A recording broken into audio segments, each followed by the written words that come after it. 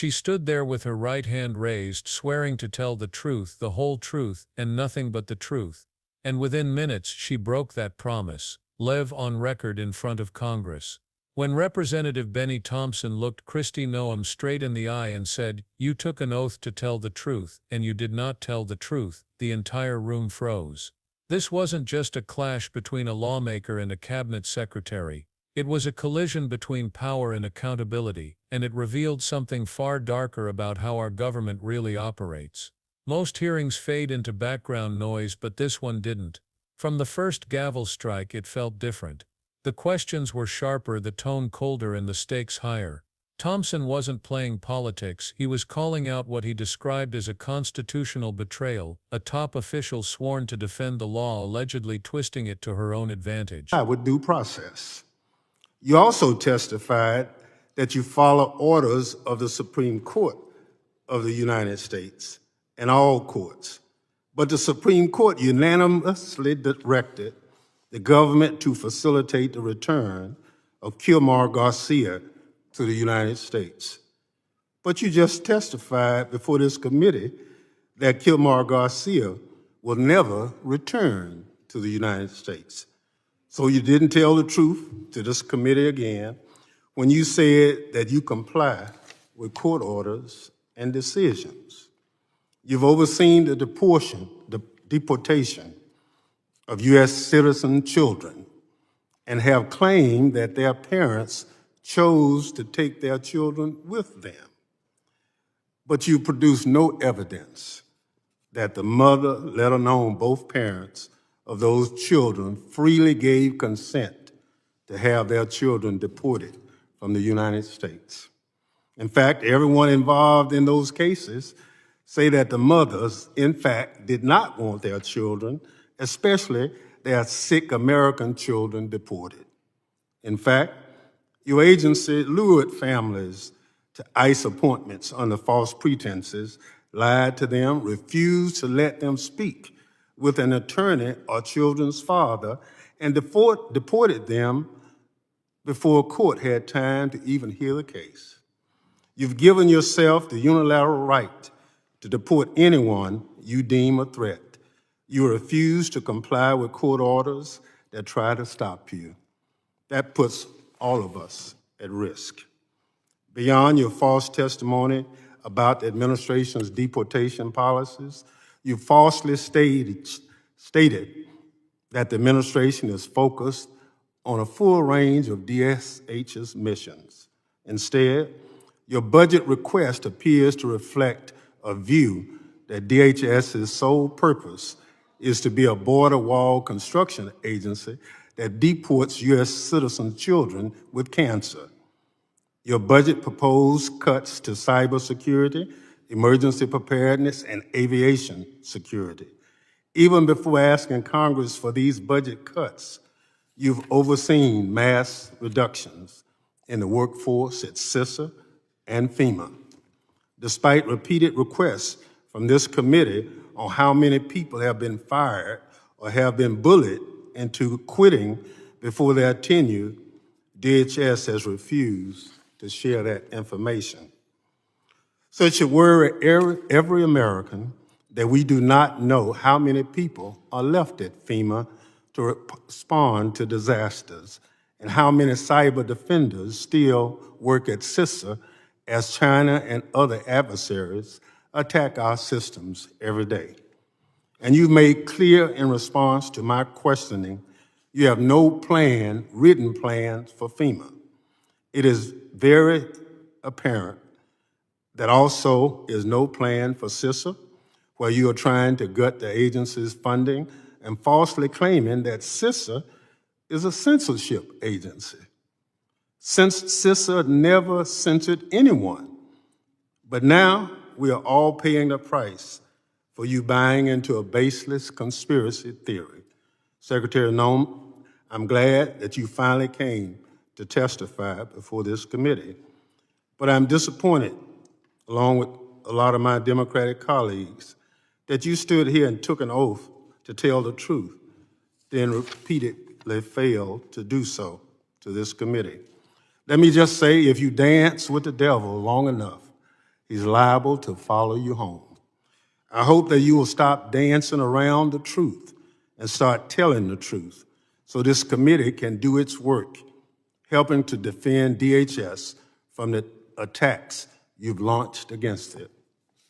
Mr. Chair. And when the evidence started rolling in, every excuse, every carefully worded deflection fell apart. Because what Thompson accused Noem of doing goes beyond partisanship. It cuts to the very foundation of what makes America a democracy, the idea that no one, not even a Secretary of Homeland Security, is above the Constitution. For over 3 hours, Kristi Noem dodged, danced, and deflected. Each question about due process, about compliance with court orders, about the very rights of citizens and residents, met the same polished answer: we follow the Constitution. But court after court had already said otherwise. Federal judges found that her department had held people in foreign prisons, Americans and residents alike, without the slightest trace of due process. No hearings, no lawyers, no accountability, just gone. That's not enforcement, that's exile. And Thompson had the receipts. He cited the Fifth Amendment, the promise that no person shall be deprived of life, liberty, or property without due process of law. It's one of the most sacred guarantees in American history, the very line separating justice from tyranny. Yet under Noem's watch, that promise was broken. People were detained, deported, or disappeared without hearings. Thompson didn't sugarcoat it. He said flatly, "You did not tell the truth when you said you follow the Constitution." The air in that hearing turned electric, the kind of silence that only happens when everyone realizes they've just heard something historic. But the most shocking moment came when Thompson invoked the name Kilmar Garcia. Few watching that day knew who he was. They do now. Garcia's deportation had already been ruled unlawful. The Supreme Court unanimously ordered the government to bring him back. It wasn't a suggestion, it was an order from the highest court in the land. And yet when pressed, Noem testified that Garcia will never return to the United States. Just imagine that. A cabinet secretary under oath, openly dismissing a Supreme Court ruling as if it were optional. That moment turned the hearing from oversight into confrontation. You could see Thompson's expression harden. He reminded her that compliance with court orders isn't a courtesy, it's a constitutional requirement. Ignoring it isn't policy disagreement, it's defiance of the judicial branch itself. And when a top official treats Supreme Court decisions as suggestions, it's not just arrogance. It's the erosion of the rule of law. Thompson knew it. Everyone in that room knew it. The cameras captured not just a disagreement, but the unraveling of something much larger, the idea that truth, oath, and law still matter in Washington. Beyond the legal defiance came something even harder to watch: the human cost. Thompson laid out cases that should haunt any public servant. American children deported alongside their parents, even those battling serious illnesses. Parents allegedly lured to ICE check-ins under false pretenses, told to bring documents or medical records, only to find agents waiting to take them away. Lawyers barred from entry. Judges never given the chance to review the cases. Noem's department, according to witnesses, claimed those parents chose to take their children. Yet every family member involved said otherwise. Mothers begged to keep their kids home for treatment, but agents forced them onto planes. Thompson didn't mince words. "You have overseen the deportation of U.S. citizen children," he said, "and you produced no evidence that their parents consented." That wasn't a statistic. It was a story about the most powerful department in the country weaponizing process against the powerless. And when due process dies, humanity dies with it. Then came the question that pulled back the curtain on an even deeper problem: where's the plan? While the nation faces cyber attacks, disasters, and rising threats, Thompson revealed that under Noem's leadership, DHS was cutting its own defenses.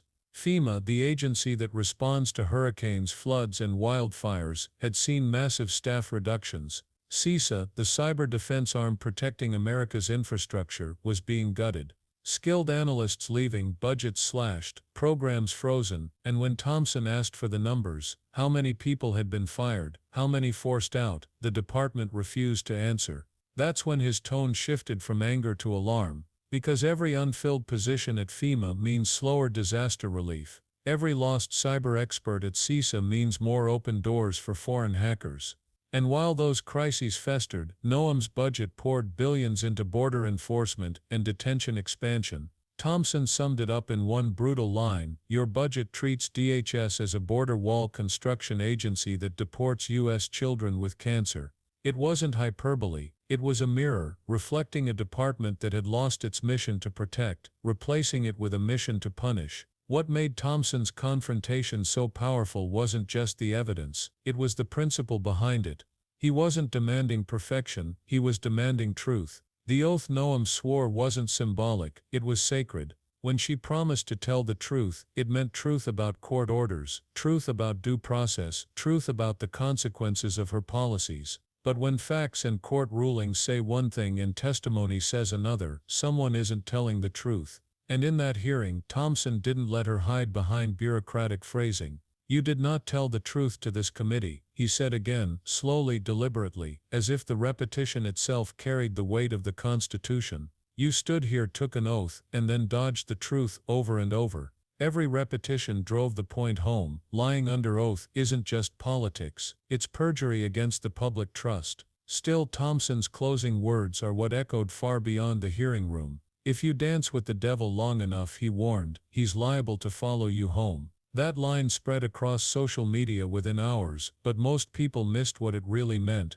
It wasn't about religion or drama, it was about corruption, the slow moral erosion that happens when power stops answering to truth. When leaders get comfortable bending facts, hiding documents, or ignoring court orders, the darkness they dance with eventually consumes them. For Thompson, that wasn't poetic flair, it was a warning shot.